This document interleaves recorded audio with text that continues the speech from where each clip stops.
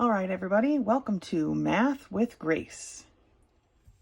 Today we're going to be going through Algebra, Unit 10, Lessons 1 through 5. So we are in the final book of the semester. You guys have all been working really hard. You should be proud of yourselves, but let's dive right in. Lesson 10.1, Fractional Exponents. Normally, roots, like square roots right here, are expressed using radical signs, right? However, roots can be expressed using fractional notation. And to do that, you put the power, which is this right here.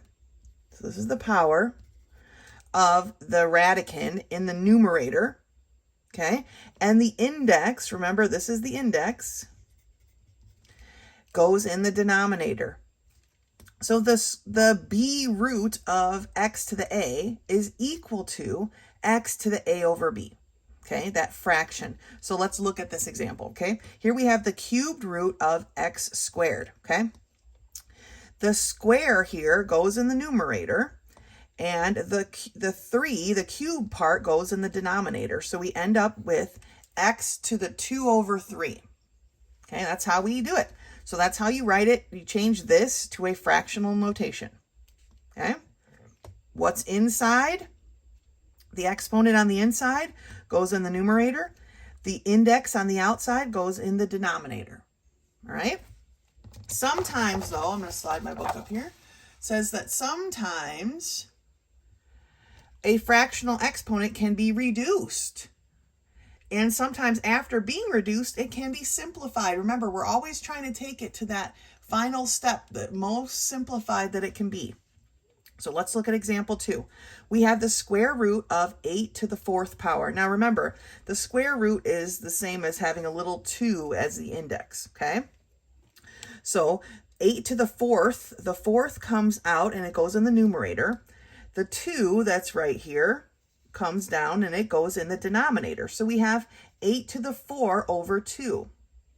But that can be reduced, right? 4 over 2 is the same thing as 2. And then once we have 8 squared, we can actually just simplify that all the way to be 64, right? 8 times 8 is 64. One last note, it says, when there are 2 or more variables, each variable is converted to fractional notation. Okay, each one has its own exponent, right? So those go in the numerator, and then they have the same index because they're underneath the same radical sign, right? So they can be written like this. Now, sometimes they end up having the exact same fraction, so you can write it either like this or you can write it like this, okay? Here they have different fractional exponents, so they can't be written this way, right? But here they have the same fractional exponent, so they can be written inside parentheses. But that's up to you. It just depends on how you feel about it, basically how you want to do it. I won't hold you to one way or the other. So let's look at these first 8 problems here. Problem number 1 is the square root of 7. Well, is 7 raised to a power? Well, technically, yes, right? It's raised to the power of 1. Any number to the power of 1 is that number, right?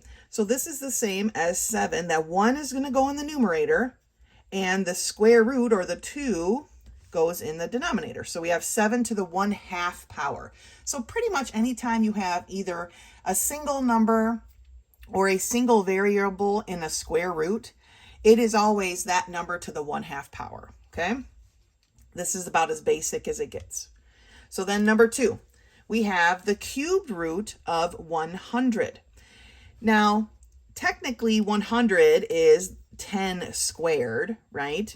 So this can be written as 10 to the 2/3 power, right? The square, here we had to simplify, right? 10 squared is 100. The 2 goes in the numerator. This cubed root goes in the denominator. So 10 to the 2/3 power, okay? Number 3, we have the cubed root of x squared. Well, here's our x, okay? The 2, the x squared part goes in the numerator. The 3 from the cubed root goes in the denominator. Okay, these are pretty straightforward. What about number 4? We have the 5th root of x to the 3rd power. Well, we write our x. The 3rd power goes in the numerator, and the 5, which is the index, goes in the denominator. So x to the 3/5 power. Nothing can be reduced there. Let's look at number 5. We have we have the cubed root of 2 to the 6th power. So we have 2, the 6th part goes in the numerator of our fraction, and the 3 from the cubed root goes in the denominator. Now this can be reduced, right? 6/3 can be reduced. So then we end up with 2 to the 2nd power, because 3 goes into 6 2 times. 2 squared is 4. So that one actually reduces down to 4. Let's look at number 6. Here we have 2 variables. So remember, right here we learned that our variables have to be written separately, unless they have the exact same fractional exponent, which in this case they won't, right? So my a is to the 3rd power, so that goes in the numerator, and this is a square root, so we put a 2 in the denominator. So a to the 3/2 times b to the 5/2 power, okay? That's how we change that to fractional notation. What about number 7? Well, we have the 4th root of x squared y to the 3rd. So the 2 part of our x squared goes in the numerator, and 4 goes in the denominator, times our y to the 3rd goes in the numerator, and the 4th in the denominator. Now, this x part can be reduced, so we need to reduce it, even though it's just one part of this. 2/4 is the same as 1/2, and then my y to the 3/4 is going to stay the same, okay? So that's what that reduces down to. X to the 1/2 power times y to the 3/4 power. Okay, last one, number 8.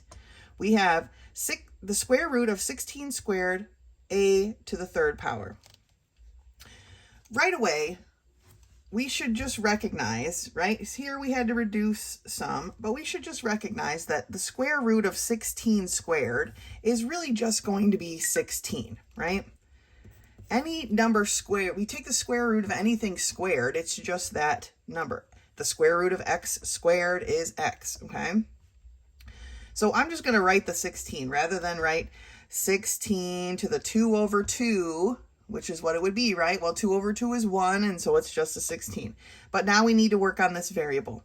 So it's a to the 3rd power, so the power goes in the numerator, and the index goes in the denominator. So our answer is actually 16 times a to the 3/2 power, okay? Or 3/2.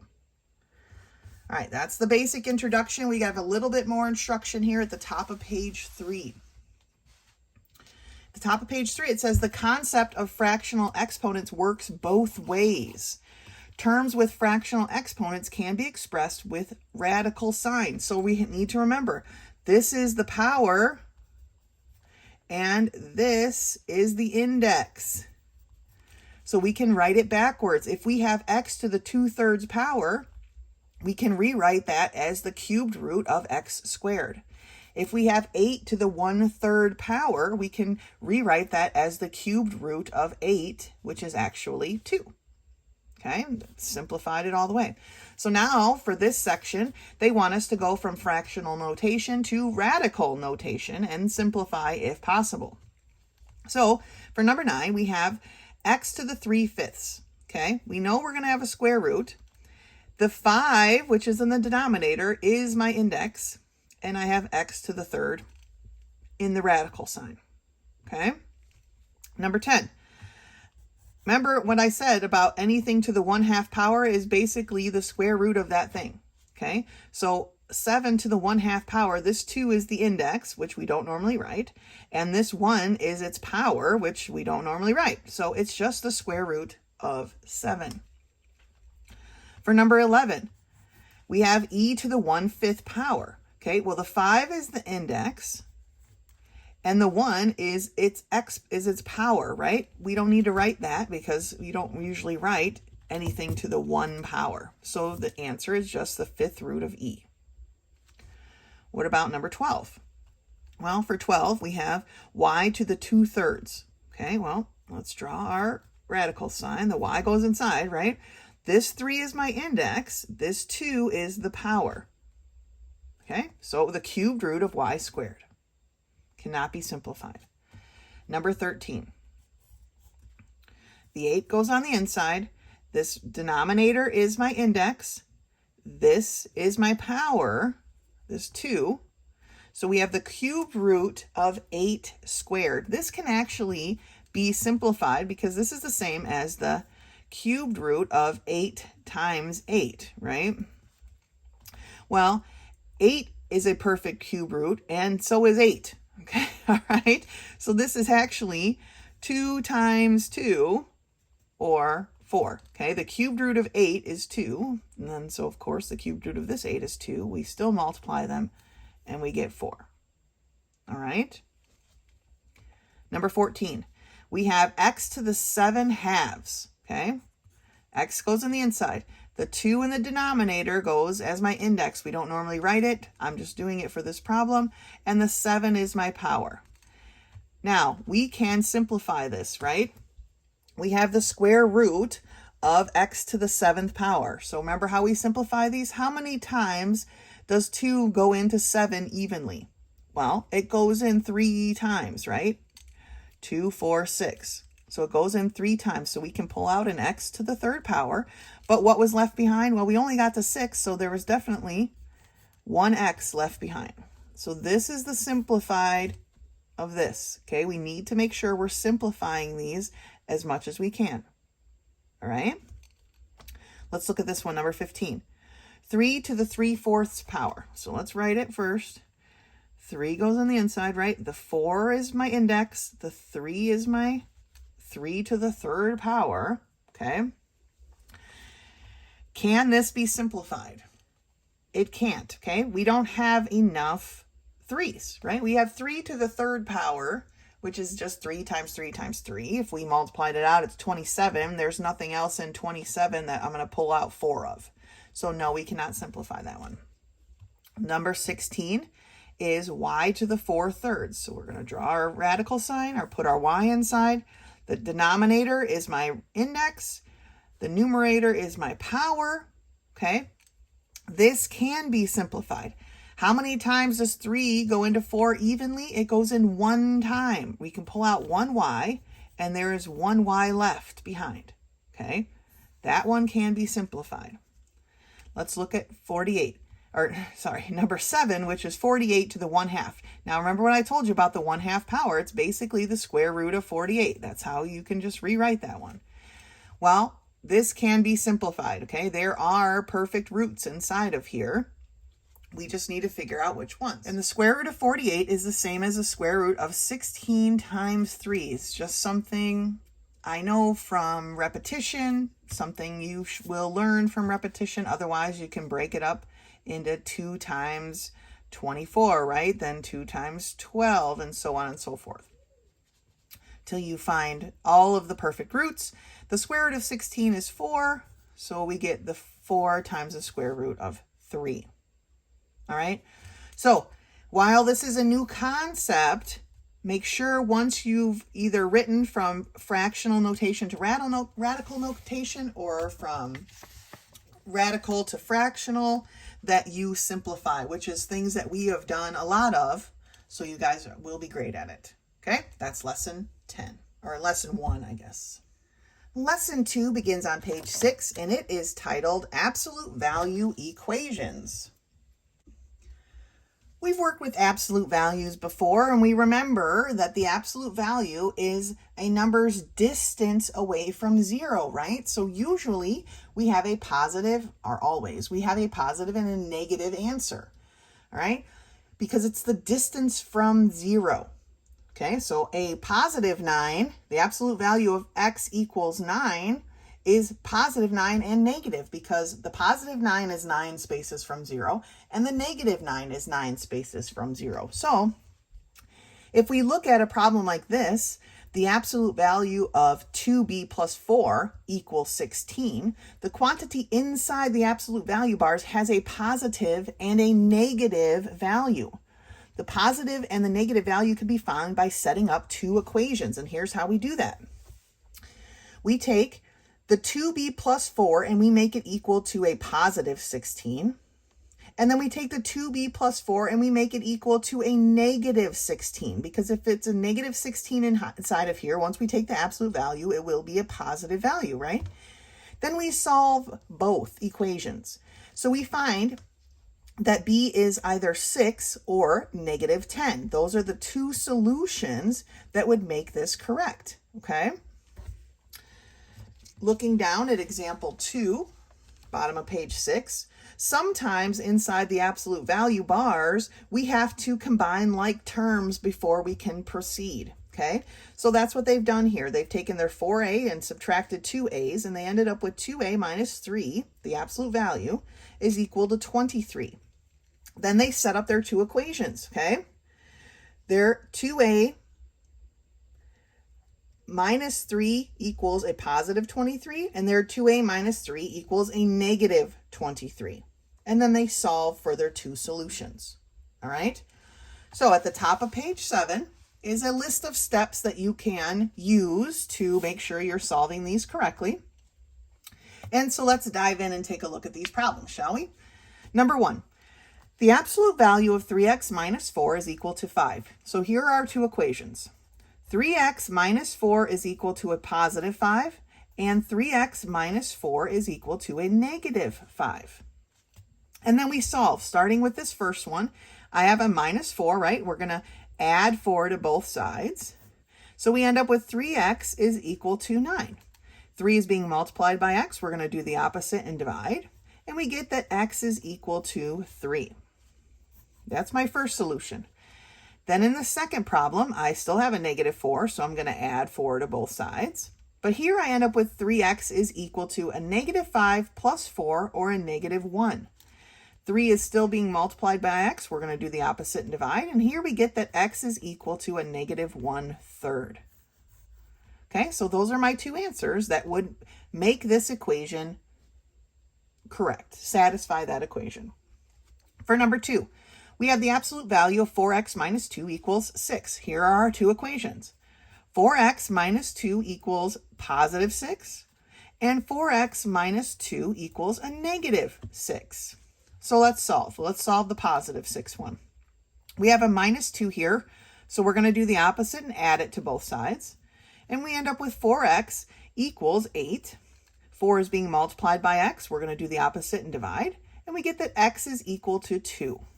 Sorry if I'm writing small. This is not a lot of space that they give us to work with here. For the negative 6 portion, our 2 is still a negative 2, so we're still going to add it to both sides. And I end up with 4x is equal to negative 6 plus 2, or negative 4. 4 is being multiplied by x. We're going to do the opposite and divide, and we see that x is equal to a negative 4 over 4, or negative 1. Okay? So those are the two answers that's our solutions for number 2. Number 3, we have the absolute value of 5x minus 5 equals 15. So we have 5x minus 5 equals 15, and 5x minus 5 equals a negative 15. Working with the positive 15, here I have a negative 5, so I'm going to add 5 to both sides. And I get 5x is equal to 20. 5 is being multiplied by x. We're going to do the opposite and divide, and we get that x is equal to 4. Okay, 20 divided by 5 is 4. Here on the negative 15 side, we are going to still add 5 to both sides, right? We get 5x is equal to negative 15 plus 5, or a negative 10. 5 is being multiplied by x. We're going to do the opposite and divide. And we see that x is equal to negative 10 divided by 5, or negative 2. Looking at number 4, we have the absolute value of 2x minus 10 equals 4. So let's write our two equations. 2x minus 10 equals a positive 4, and 2x minus 10 equals a negative 4. Working on this one, 2x minus 10 equals 4. 10 is a negative. We need to do the opposite and add 10 to both sides. So we have 2x equals 14. 2 is being multiplied by x. We're going to do the opposite and divide. X is then equal to 7. 14 divided by 2, or 7. For this part, we are still going to add 10 to both sides. We have 2x is equal to -4 plus 10, or a positive 6, okay? 2 is being multiplied by x. We're going to do the opposite and divide, and we get that x is equal to 6 divided by 2, or 3. All right? Now, number 5 is taking up a little bit more space here because we have quite a bit, not quite a bit, but we've got a bit more combining to do. So I'm going to use a scratch piece of paper here for number 5, because we have the absolute value of 9x minus 6 minus 3x. That's what's in my absolute value sign. Minus 8 equals 46. So first thing we want to do is combine inside of our absolute value marker, okay? So 9x minus 3x is 6x minus 6. Then I still have this -8 equals 46. Now I want to move this -8. I'm trying to get the absolute value bars, that whatever's inside there, all by itself. So this is a -8. We're going to do the opposite and add 8 to both sides. Okay, so we have the absolute value of 6x minus 6 is equal to 46 plus 8, which is 54. Now we can set up our two equations, right? 6x minus 6 equals 54. And 6x minus 6 equals -54. Solving this side, my 6 is negative, so we're going to add it to both sides. And I get 6x is equal to 60. 6 is being multiplied by x. We're going to do the opposite and divide. And we see that x is equal to 10. Here on this side, my 6 is still negative, so I'm still adding it to both sides. And I get that 6x is equal to -54 plus 6 gives me a -48, okay? 6 is being multiplied by x. We're going to do the opposite and divide, and we get that x is equal to -48 divided by 6, or -8. Okay, so those are our two answers for number 5. All right, first we had to simplify our actual equation, and then we could break it into the two parts and solve. Let's look at number 6. 3x minus 9, the absolute value, equals 24. So let's write our two equations. 3x minus 9 equals 24. 3x minus 9 equals -24. Okay, my 9 is negative, so we're going to add it to both sides. I end up with 3x is equal to 24 plus 9, which is going to be 33. Okay, 3 is being multiplied by x. We're going to do the opposite and divide, and x is going to be equal to 11. 33 divided by 3. Again, on this equation, my 9 is still negative, so we are going to add 9 to both sides. 3x is equal to -24 plus 9, okay? That's going to give me a -15, okay? 3 is being multiplied by x. We're going to do the opposite and divide, and we see that x is equal to -5. -15 divided by 3, -5. All right, 3 more. Number 7. The absolute value of -3x minus 3 equals 24. So I have -3x minus 3 equals 24. And I have -3x minus 3 equals a -24. Okay, again, two parts, always two parts. My -3 is the first thing I'm going to do, so I'm going to add it to both sides. And I end up with -3x equals 24 plus 3, or 27. -3 is being multiplied by x. We're going to do the opposite and divide by a -3. And we get that x is equal to 27 divided by -3, or -9. Okay. On the other side, my 3 is still negative, so I'm still going to add it to both sides. Okay. I have -3x is equal to -24 plus 3, or -21. -3 is being multiplied by x. We're going to do the opposite and divide. And we get that x is equal to -21 divided by -3, or a +7. Right? Number 8. Absolute value of 12x minus 4 equals -2. All right, so right off the bat, with our experience with absolute values, can this be correct? Can any value inside of here actually equal a negative number? No, it cannot, right? This does not work. Number 8 is not an equation that we can do. Never can we actually have a value inside these absolute value bars that equals a negative number, okay? When we do it out here, we are outside of the absolute value bars, okay? We are doing it, our math, outside of these bars. But here, this equation in general just does not work. We will never be able to take an absolute value and have it equal a negative 2, okay? Just doesn't work. Number 9, we have 8 plus 4x plus 2 equals 6. Well, first thing we need to do is get rid of this extra plus 2. So we're going to subtract 2 from both sides, and we get the absolute value. And I'm going to rearrange my absolute value because I'm a nerd and I don't like it in that order. 4x plus 8 equals 6 minus 2, or 4. Now we can do and set up our equations, right? 4x plus 8 equals 4, and 4x plus 8 equals negative 4. Here we have a positive 8, so we're going to subtract it from both sides, and we get that 4x is equal to 4 minus 8, or a negative 4. 4 is being multiplied by x. We're going to do the opposite and divide. Let me see if I can get my scratch paper set up correctly here. Okay, and we get that x is equal to negative 1. On this side, we have a positive 8 still, so we're going to subtract it from both sides. And we got 4x is equal to negative 4 minus 8, or negative 12. 4 is being multiplied by x. We're going to do the opposite and divide. X is equal to negative 12 divided by 4, or negative 3. So that's for number 9. All right.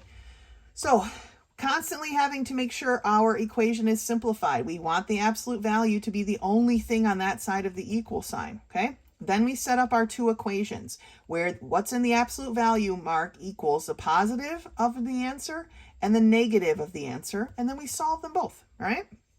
And then we have our two answers. Great job. That's lesson 2.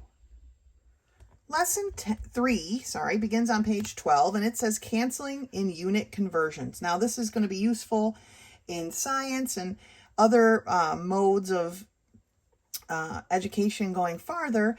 So let's take a look at converting or canceling conversions, okay? So converting measurements from one unit to another can be done using conversion factors, multiplication and canceling. What they want to talk about most here is making sure you're canceling the names of the unit. And we want to remember that a conversion factor is a ratio that expresses one unit converted to its equivalent or equal of another unit. So, example 1, change 3 centimeters to inches. Well, when we have 3 centimeters to begin with, and we want it in inches, our 3 always goes in the numerator. And we want to make sure that the thing that we're looking for is in the numerator as well. Okay, we are looking for inches. So we want that in the numerator. And then we just need to know what the conversion is. Well, every 1 inch is 2.54 centimeters. So that's what we put in here. 1 inch is 2.54 centimeters. Then our centimeters cancel. So now all we're left with is inches, which is what we want. And then we just do the math, right? Numerator times numerator is 3 inches. Denominator times denominator is 2.54. And then we just do the division. 3 divided by 2.54 tells me that there's 1.1 inches in 3 centimeters. All right? You do not have to write it this way. This is sufficient.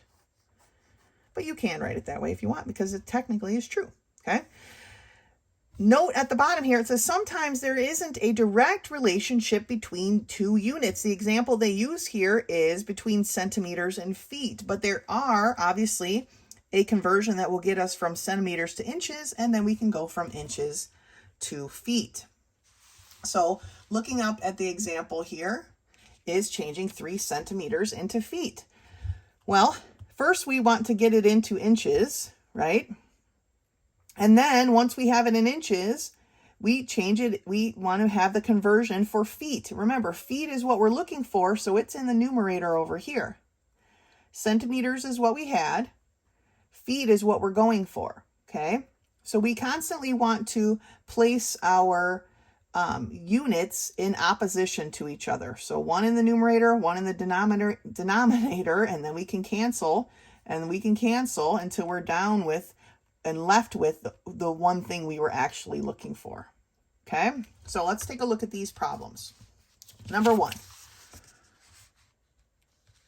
Karen read a book about a man who weighed 12 stones. How many pounds did the man weigh, knowing that 1 stone is equal to 14 pounds? Well, we're starting with our 12 stones, and I don't really know how they abbreviate stones, so I'm just going to put ST. And we're going to multiply that by the conversion, knowing that we want pounds in the numerator. So 14 pounds is 1 stone, okay? We want this 14 pounds. That's what our goal is. How many pounds did he weigh? Plus, we want to make sure that when we do our conversion, that our stones were opposite of each other, right? They're in opposition. One's in the numerator, one's in the denominator. That allows us to cancel. Now, the book shows you writing it like this. I don't normally do that, but you can. What I wrote is exactly the same thing. If this makes you more comfortable putting it over 1, then please, by all means, do that. And so now we can just work it out, right? 12 times 14 is what we have here, and a pounds over 1 times 1, which is nothing. So we just get out our calculator. 12 times 14 is 168 pounds. Okay, so the man weighed 168 pounds. Number 2. Galen's family is driving from the United States to Mexico. Their gas tank holds 26 gallons. How many liters will it take to fill the tank if it is half empty at the gas station? Well, 1 gallon equals 3.79 liters. But how many gallons do we need, right? We don't need 26 gallons because it's only half empty. So first we got to figure out, so 26 divided by 2, right?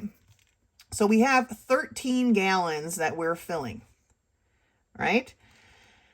Times our conversion. Remember, we want the liters in the numerator. So 3.79 liters over 1 gallon. All right. Here my gallons cancel, and I only have 1s in the denominator, which is beautiful. So I have 13 times 3.79 times liters. All right. And then we just do the math. So they need 49.27 liters. All right. 13 times 3.79 is 49.27 liters. Number 3.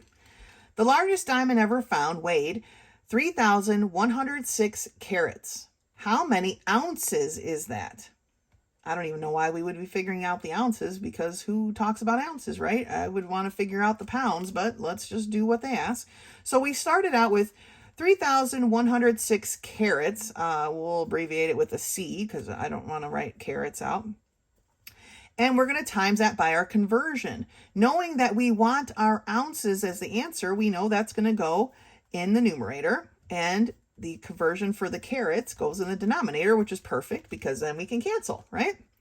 So in this case, we end up with 3,106 ounces over 142. This case is a division problem, but that's no problem for us. We take 3,106, dividing it by 142, and we get 21.87. I'll just stop it there.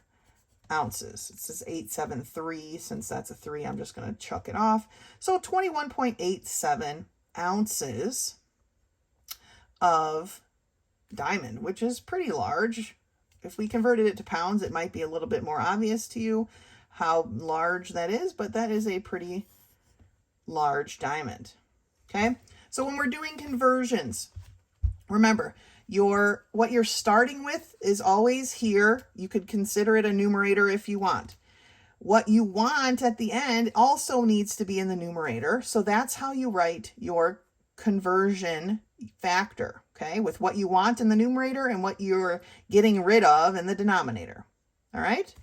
and then you work it out. I wish they had given us an example problem or a problem here that used more than one conversion, since that was example 2, but they don't yet. I'm sure maybe later in the lesson they will. If you have any questions about those, don't hesitate to contact me. Lesson 3, good job. Lesson 4 begins on page 18, graphing absolute value inequalities. We've done a lot of graphing inequalities, right? Where x less than 4, we have an open circle at 4, and we want to make sure we have an arrow pointing, right, in the correct direction. For this absolute value of x equals 4, then our answer is a positive 4 and a negative 4, right? But when we have a inequality with an absolute value, it works a little bit differently. So the solution graph for an inequality of less than or equal to graphs the same as a conjunction. The inequality, the absolute value of x, is less than or equal to 4, is the same as 4 is less than x, which is less than, or negative 4 is less than or equal to x, which is less than or equal to 4. It looks like this, okay? It's everything in between. Now you can think of it like this.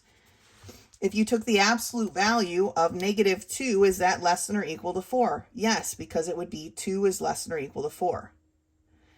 Same with positive 2, right? That's how we have to think about it. If you went to 6, though, negative 6, is the absolute value of negative 6 less than or equal to 4? No, because it would be a positive 6.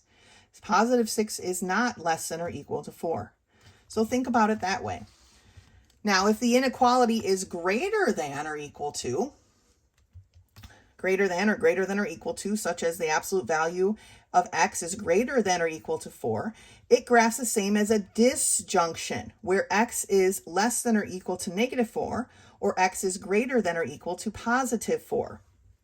Here, in this case, if we took a negative 2 and put it in here, is the absolute value of negative 2 greater than or equal to 4? No, right? The absolute value of negative 2 is 2. 2 is not greater than or equal to 4. So we want to make sure we have our 4s and we have to the outside. In this case, both of these examples, they use greater than or equal to or less than or equal to, so it's constantly a solid dot. But make sure when you're working through these that if it's just a less than or greater than, you have an open circle. And then the last note here, it says an absolute value of the variable creates a mirror reflection of the solution on opposite sides of the 0. Well, what does that mean exactly? Let's take a look here at the top of page 19. Equalities have one solution, right? X equals B, that's our one solution. But absolute values have 2, and these are the mirror, if you thought about 0 being in the air here. Because remember, the absolute value is the distance from 0. So they're mirror images. That's what that means. So regular inequalities have one limit point with an infinite number of solutions in one direction or the other, right? But absolute value ones, like we just talked about, if it's less than, it's a conjunction. If it's greater than, it's a disjunction. And they go in their opposite directions. So you need to remember that. That's why I marked it here in highlighter. It's very important. So let's take a look at these problems. Number 1, the absolute value of x is greater than 1.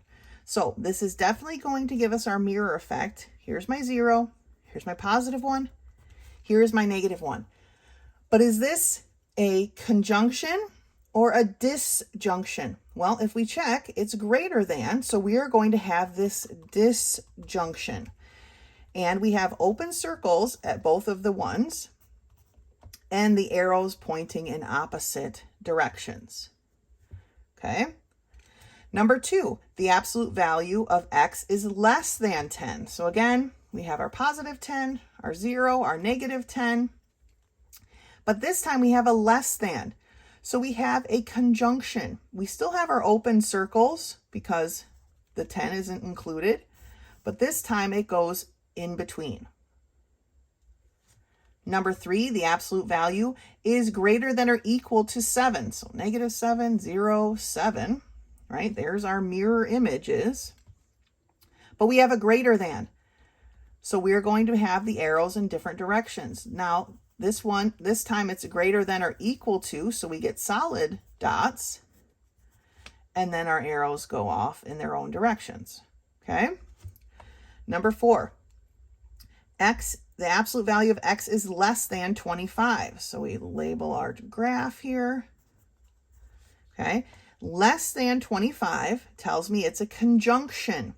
So I have an open circle at this 25, an open circle here, and I draw the line in between, okay? What about the absolute value of x is equal to 5? Well, we still have to label our graph. This time, equal to tells me I have a solid dot at positive 5 and a solid dot at negative 5, and that's it. This is not an inequality. We don't have arrows or lines. We just have dots, okay? They try to trick you up on that one there. Number 6, the absolute value is greater than 0. Okay, here's my 0. So how does this work? Well, greater than tells me that I am having my arrows go in different directions, right? It isn't equal to, so I have an open circle here, and I have arrows going in different directions. The thing with this problem is that the absolute value of x greater than 0 means it's basically every single other number except 0. Okay, 0 is left out of this equation. But every other number works. So that's what that one looks like. Maybe they're trying to, test us, but that was an easy test. All right, so we've done tons of graphing. Just make sure when you are doing your graphing for your absolute values that you remember these two things, right? Less than is the line in between. Greater than are the arrows going their own directions, okay? That's the most important part. Less than, conjunction. Greater than, disjunction. All right? That's lesson 4. That's all I have for you today. If any questions come up, please don't hesitate to contact me. Otherwise, until next time.